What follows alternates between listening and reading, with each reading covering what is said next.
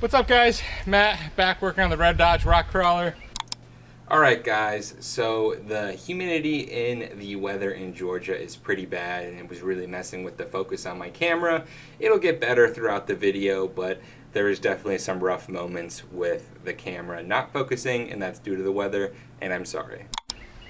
I have kind of a master idea where I want this to go, and not quite a good direction on how I want to get there, but I do have a direction. So bottom line up front, we're turning this Exo-cage into a buggy, and we're gonna have a good time doing it, and we're gonna have to remove a lot of this old roll cage and also cut the cab.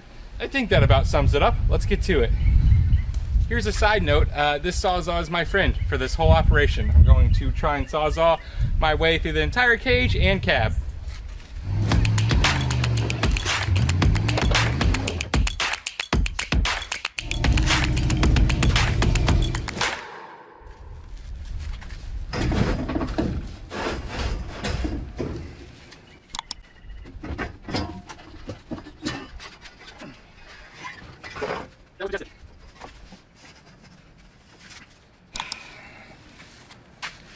As you can see, had a little bit of a head start. I still have to reuse this B-pillar. So I'm gonna go ahead and take everything off the side of this B-pillar, get it repositioned, start cutting the cab. There's a lot to do.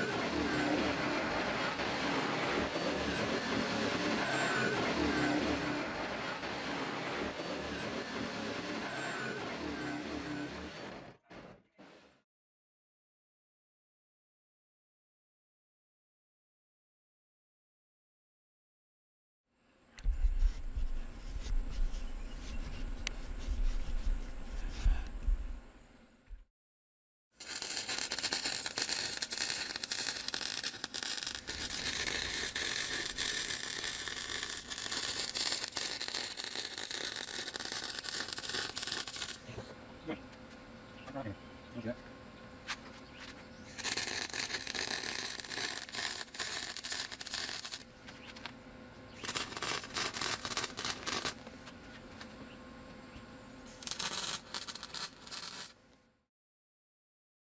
Alright guys, it is literally so humid in Georgia that my lens is fogging up immediately as soon as I do anything. That's why some of these shots were fogged, and that's why I'm going to try and rush through this. So here is where we're at after the cab chop and then moving the original B-pillar forward to about halfway up the cab. I also went ahead and welded in a new side structure for that door right there, just a nice horizontal piece. I still have to do gussets everywhere. I'm saving the gussets for last, but as you can see, a lot of the old cage pieces are removed, the B-pillars move forward, and we have a good working area for what we're going to do next. So we have this front roll cage structure all the way in place, besides gussets as far as I'm going to go for it, and we have this back of the cab structure back here, and that's what we have to work with. That's what we're going to design. The issue is the B-pillar goes right above the seat, so I can't shoot a straight X straight down into, you know, where the seating area is. So with that being said, we're gonna have to do some fancy triangulation to get the structure to the B-pillar, and that's gonna come from our rear back bars. Okay, here's our setup. We got the trusty Harbor Freight pipe bender that we're bending this 2-inch Schedule 80 tested tubing with. It is not skinny, it is very thick. Oh, and look at that, there goes the humidity again. 1 second. Anyways, as I was saying, this is Schedule 80 2-inch OD tubing. This is what we're using for the rear of the roll cage, since my local steel yard didn't have any DOM and they didn't have inch 7.5 anything. So Schedule 82 inch is what we're using. All right, as you can see, that 2-inch Schedule 80 tubing goes up. There's the bend from the Harbor Freight pipe bender, and then it goes into the top of the cage. We're going to do the same thing on the other side. Once it's done on the other side, we're going to figure out a way to triangulate those upper little roof mounts. All right guys, sweating bullets, very hot out, but at least the humidity kind of died down some. That's a plus. Let me show you the triangulation I came up with. So there we are. We're getting further. We are getting further, that is for sure. As you can see, those 2-inch Schedule 80 tubing are noticeably thicker than the 175 DOM front of the roll cage, but it's okay. I think I'm going to put a bikini top on the top. I'm going to make a custom little bikini top for it, so you'll kind of be able to hide some of that difference in size. No big deal either way. In terms of the triangulation, all I did was run one of the side apexes down to the side of the rock sliders. Instead of angling my frame bent pieces up into the middle of the roof, I went ahead and made them straight. And I only made them straight because I don't think that's going to add any structure in terms of triangulation. I think that looks 10 times better having them straight, and it will also allow me the ability to put a little ladder bar up there with some of that leftover Schedule 80, which I think will look really cool, having like 3 rungs up there. As you can see, we still got to add quite a few side pieces in, so I'm gonna go ahead and sweat away and add in all these side pieces, talk about where I'm gonna put some gussets, and yeah, there's not much more to it. It is truthfully as easy as cutting and notching by hand and reusing the old roll cage DOM and cutting that off and cleaning that up for new usage. There's not a lot to it, so I don't think I'm going to include a time lapse or anything. So let's just go ahead and cut to adding all the side pieces, and then we can talk about gussets. So yeah, tomorrow we're going to come back at this and finish up that ladder rack, add all the gussets, and just do some finishing touches.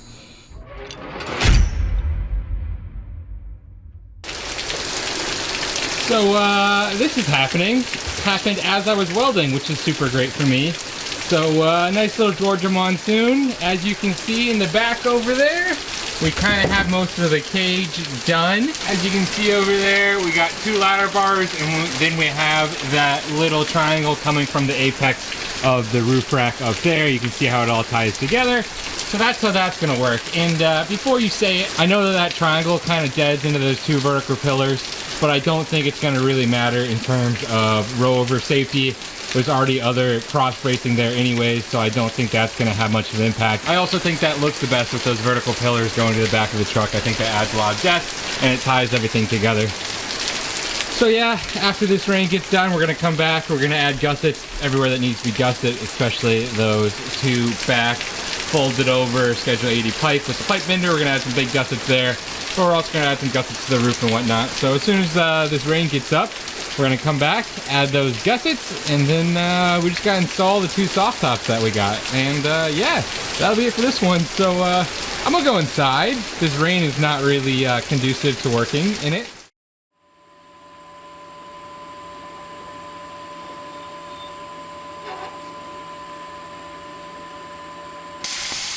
Alright guys, to make these gussets, I just did a real quick cardboard cutout, and then I plasma cut a piece of 3/8 inch plate I had laying around.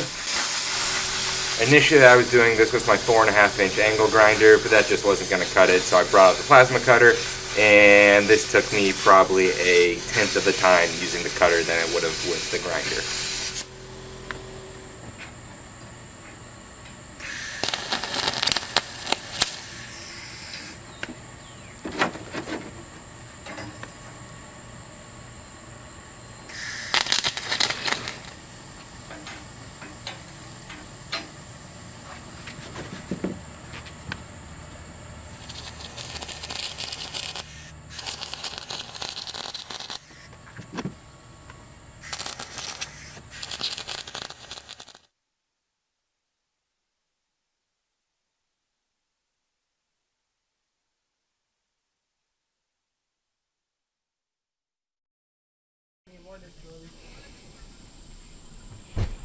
Alright, so here's what I was doing on the top of the roll cage. I was putting on a Jeep Gladiator sunshade. It's the biggest one I could find, and it fits kind of well. There's definitely a few inches on each side of it, but hopefully that provides enough shade to all 3 of the seats, and we're good to go. But as you can see, that gusset process took me about 8 hours with the plasma cutter, I'll have you know.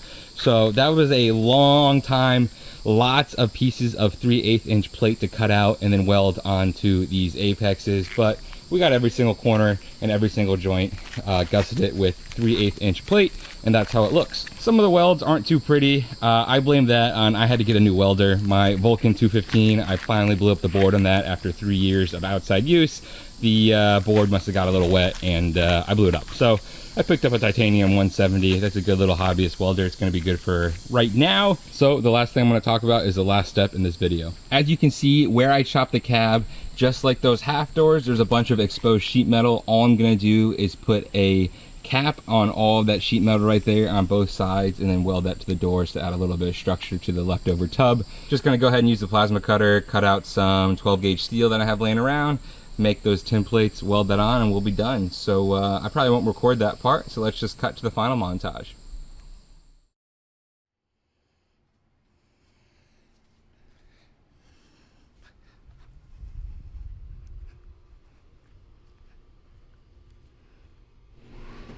All right, guys, we got the chop done. This is the finished product. This is what we're working with. Okay, we're using the 39 as a little flex stand real quick, just to articulate some of the suspension and get a little bit of flex in.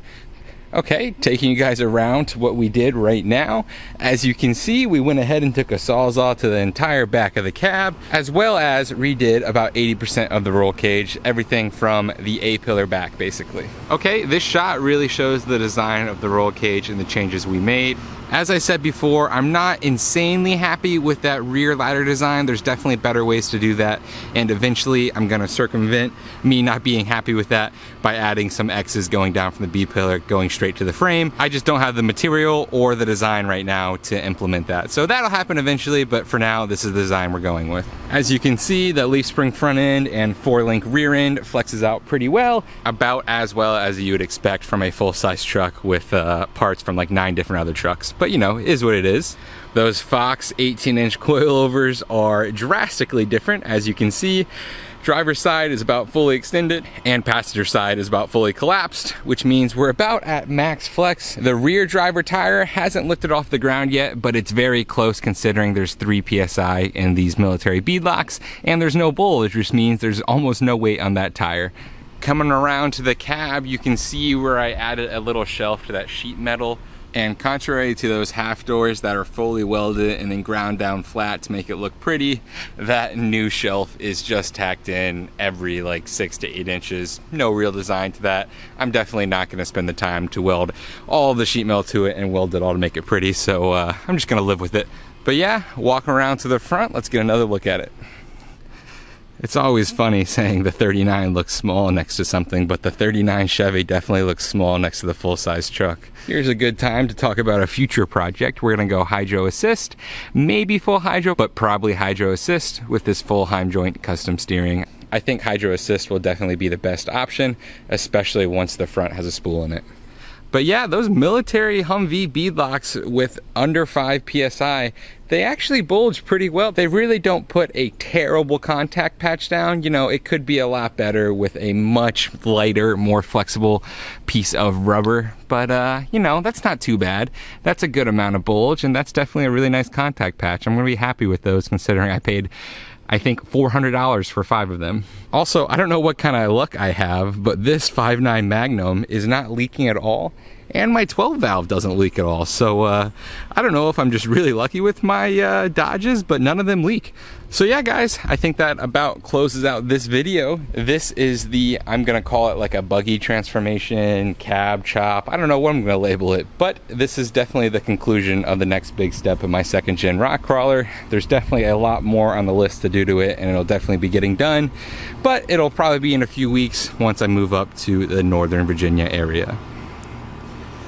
Other than that, guys, that's it for this one. I will see you guys next time.